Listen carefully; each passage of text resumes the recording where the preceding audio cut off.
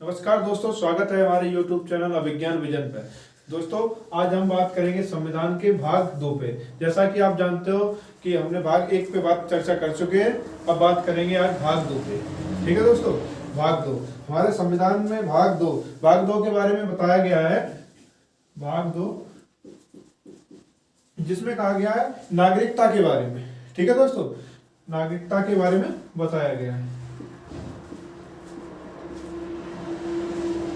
नागरिकता, जिसकी चर्चा हमारे संविधान के आर्टिकल 5 से लेके 11 तक की गई है। आर्टिकल 5 से लेके 11 तक की गई है। दोस्तों, अब अपन समझेंगे नागरिकता होती क्या है।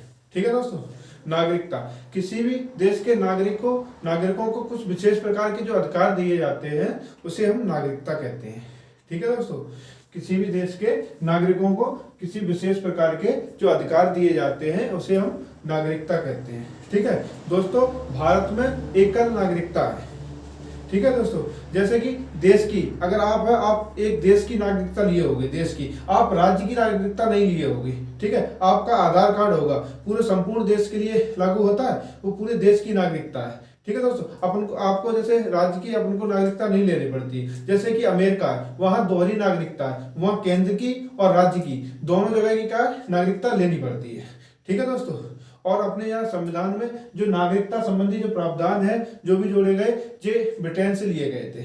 ठीक है दोस्तों, अब अपन बात करेंगे इसके नागरिकता के संबंध में जो आर्टिकल है 5 से लेके 11, इन पे विस्तार से चर्चा करेंगे।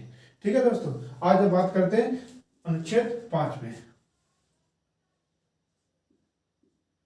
अनुच्छेद 5 जिसमें कहा गया है संविधान के प्रारंभ में नागरिकता।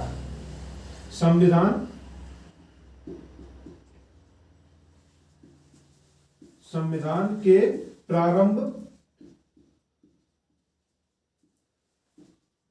में नागरिकता।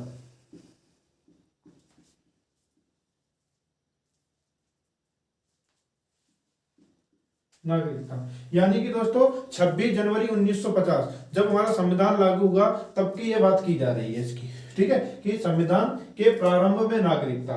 दोस्तों, इसमें जो नागरिक आर्टिकल 5 के तहत जैसे नागरिकता जिस प्रकार से मिलेगी उसके बारे में समझते हैं, किस प्रकार से नागरिकता मिलेगी। इसमें आर्टिकल 5 में मुख्यतः 3 प्रकार की बातें करी गई है, उनको समझते हैं किन किन बातों पर चर्चा की गई है। पहली बात कही गई है इसमें, पहली बात है कि उसका जन्म भारत में हुआ हो।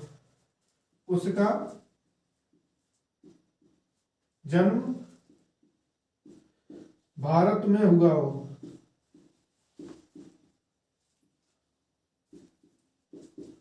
पहली बात आर्टिकल 5 में कही गई, उसका जन्म भारत में हुआ, इसके आधार पर उसे नागरिकता मिलेगी। ठीक है दोस्तों, दूसरी बात इसमें कही गई है उसके माता पिता का जन्म भारत में हुआ हो। उसके माता पिता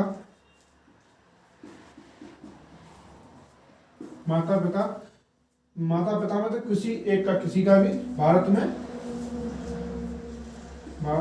पिता का भारत में जन्म हुआ हो।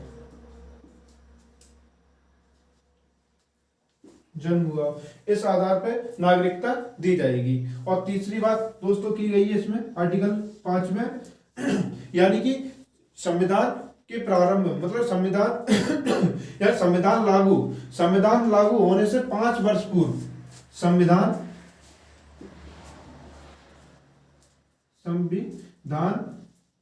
लागू होने यानी कि 26 जनवरी 1950 की बात की जा रही है। संविधान लागू होने से 5 वर्ष पूर्व जो भारत में रह रहा है, संविधान लागू होने से 5 वर्ष पूर्व भारत में जो व्यक्ति रह रहा हो उसे नागरिकता दी जाएगी। वो आर्टिकल 5 के तहत दी जाएगी।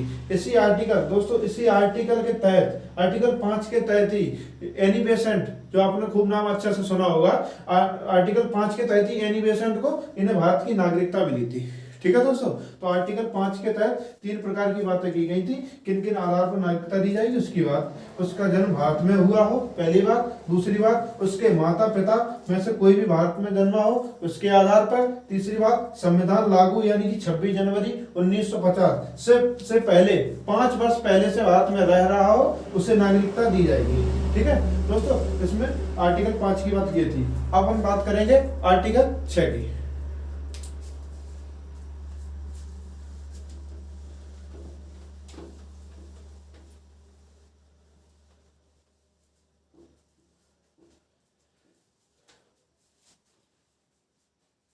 दोस्तों आर्टिकल 6 में कहा गया है, पाकिस्तान से भारत आए लोगों की नागरिकता। पाकिस्तान से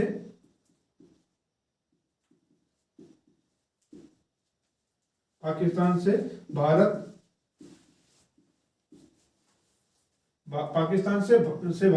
आने पर नागरिकता।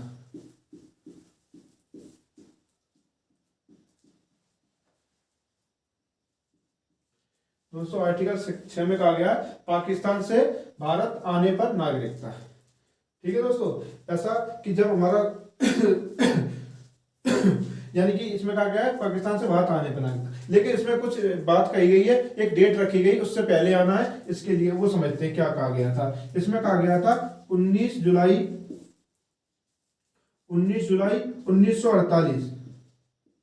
19 जुलाई 1948 से अगर कोई पहले व्यक्ति भारत आए तो उसे क्या है, उसे नागरिकता दे दी जाएगी, उसे किसी भी प्रकार के परमिट की आवश्यकता नहीं पड़ेगी। ठीक है दोस्तों, अगर 19 जुलाई 1948 से पहले कोई व्यक्ति भारत आए तो उसे नागरिकता दे दी जाएगी, बशर्ते कोई भी शर्त नहीं, किसी भी प्रकार की परमिट की आवश्यकता नहीं। ठीक है दोस्तों, लेकिन अगर 19 जुलाई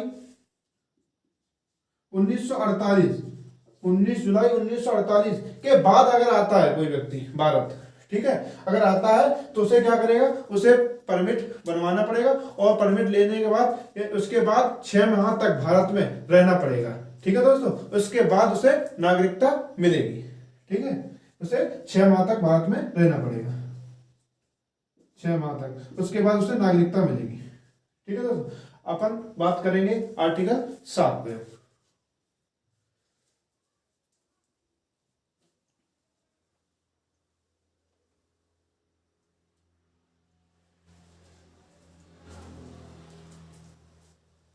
आर्टिकल 7, इसमें कहा गया है भारत से पाकिस्तान गए लोगों की नागरिकता। भारत से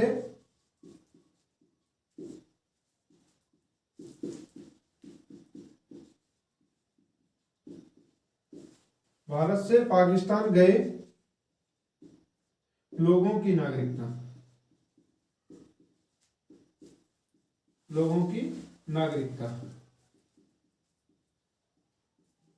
दोस्तों आर्टिकल 7 में कहा गया भारत से पाकिस्तान गए लोगों की नागरिकता के बारे में बताया गया। दोस्तों कुछ लोग जब हमारा पाकिस्तान जब अलग हुआ था तो कुछ लोग क्या भारत से पाकिस्तान गए थे, ठीक है, लेकिन वो गए थे, यहाँ से चले गए, लेकिन वो जब वहां से यहाँ से पहुंच तो गए, लेकिन वहां पहुंच के उन्होंने देखा वहां उन्हें अच्छा नहीं लगा, जैसे घूमने गए या कुछ कारण बस गए, उन्हें अच्छा लगा, उनके रिश्तेदार वगैरह जो भी कुछ रहते हो ऐसे गए, कुछ लोग चले गए। ठीक है, जब वहां गए तो वहां पहुंचे तो उन्होंने देखा कि वहां पे उन्हें अच्छा नहीं लगा। ठीक है, क्योंकि अपने भारत में एक जैसे अपने भारत में एक समझ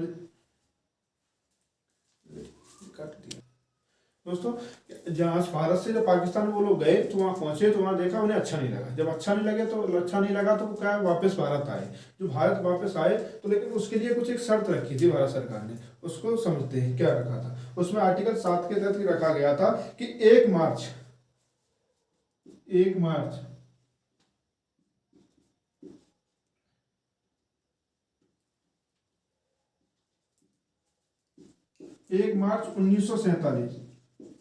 1 मार्च 1947 के बाद अगर कोई व्यक्ति 1 मार्च 1947 के बाद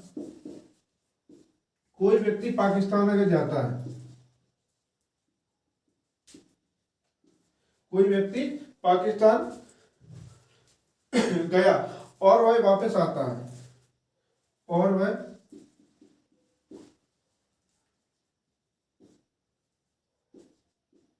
और वह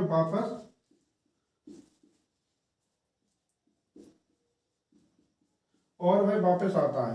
ठीक है दोस्तों, अगर आता है कि आ जाता है और इसके बाद अगर 1 मार्च 1947 से पहले अगर कोई व्यक्ति पाकिस्तान गया और वापस आया तो कोई दिक्कत, उसे परमिट की आवश्यकता नहीं पड़ती। लेकिन 1 मार्च 1947 के बाद अगर कोई व्यक्ति पाकिस्तान से अगर भारत आता है तो क्या करेगा, उसे 6 माह तक भारत में रहना पड़ेगा, यानी कि परमिट बनवाना पड़ेगा, उसके बाद ही उसे नागरिकता मिलेगी। ठीक है, आर्टिकल 7 में ये कहा गया है। ठीक है दोस्तों, अपन अब बात करेंगे आर्टिकल 8 की।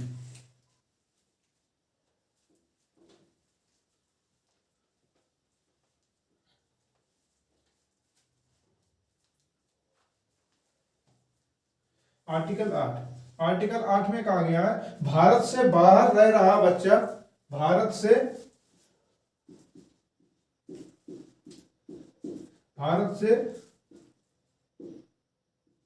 बाहर रह रहा बच्चा भारत का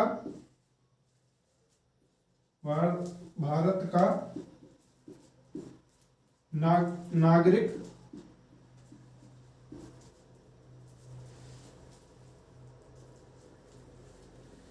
भारत का बच्चा भारत की नागरिकता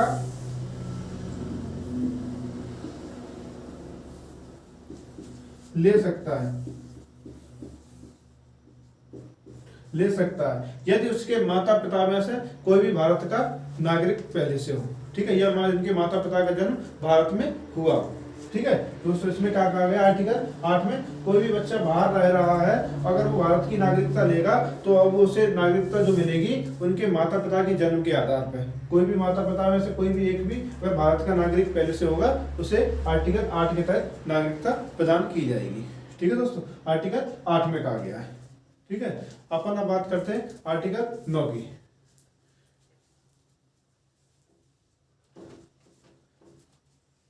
आर्टिकल 9 में कहा गया है, विदेशी नागरिकता लेने पर भारत की नागरिकता समाप्त हो जाएगी।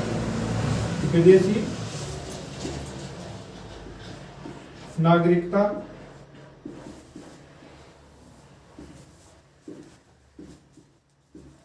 लेने पर भारत की नागरिकता समाप्त हो जाएगी।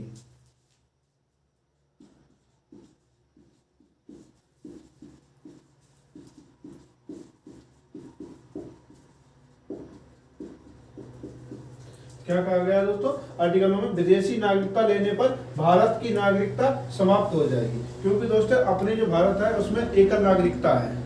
ठीक है दोस्तों, अपने यहाँ पे दोहरी नागरिकता की व्यवस्था नहीं है। हमने आपको थोड़ी देर पहले बताया था, अपने देश में एकल नागरिकता है। ठीक है, अपने यहाँ केवल एक ही कार्ड बनाया जाता है नागरिकता का, चाहे केंद्र हो चाहे राज्य हो, सभी के लिए एक ही होता है। ठीक है दोस्तों, नागरिकता का, इसलिए विदेशी अगर नागरिकता आप ले लोगे तो स्वतः ही अपनी भारत की नागरिकता खत्म हो जाएगी। वो आर्टिकल 9 में बताया गया है। ठीक है, अपन अब बात करते हैं आर्टिकल 10 की। आर्टिकल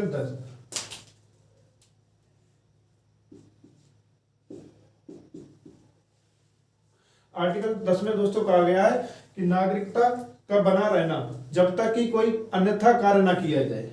नागरिकता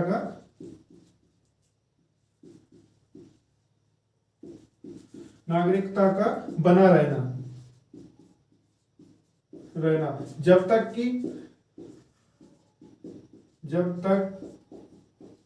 कि अन्यथा कार्य ना किया जाए।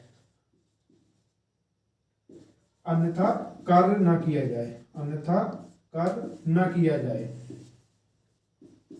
इसका मतलब दोस्तों, अन्यथा कार्य न किया जाए, ऐसा कोई देशद्रोही संबंधी कार्य न किया जाए। आप अपने तिरंगे का अपमान न करो, नहीं करना चाहिए, है ना। अगर आप तिरंगे का अपमान करोगे तो आपकी नागरिकता खत्म कर दी जाएगी, ठीक है। या पर आप शत्रु देश है उसकी सेना की समर्थन में जाते हो, युद्ध हो रहा है, आपने क्या किया, युद्ध के तहत क्या किया आपने, विदेशी जो सेना है, शत्रु देश की सेना, उसमें आप क्या हुए, उसमें भागीदार हुए और उसके सहयोग किया आपने, तो आपकी नागरिकता खत्म कर दी जाएगी, ठीक है। तो आर्टिकल 10 में यही बताया गया है कि नागरिकता का बना रहना, तब तक आपकी नागरिकता बनी रहेगी जब तक अन्यथा कार्य न किया जाए, ठीक है। देशद्रोही संबंधी कार्य नहीं करोगे तब तक आपकी नागरिकता खत्म नहीं की जाएगी, वो आर्टिकल 10 में बताया गया है, ठीक है दोस्तों।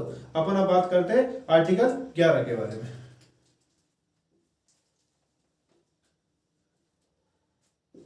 आर्टिकल 11 में कहा गया है दोस्तों नागरिकता संबंधी जो कानून संसद बनाएगी, नागरिकता संबंधी जो प्रावधान है वो संसद बनाएगी, ठीक है। नागरिकता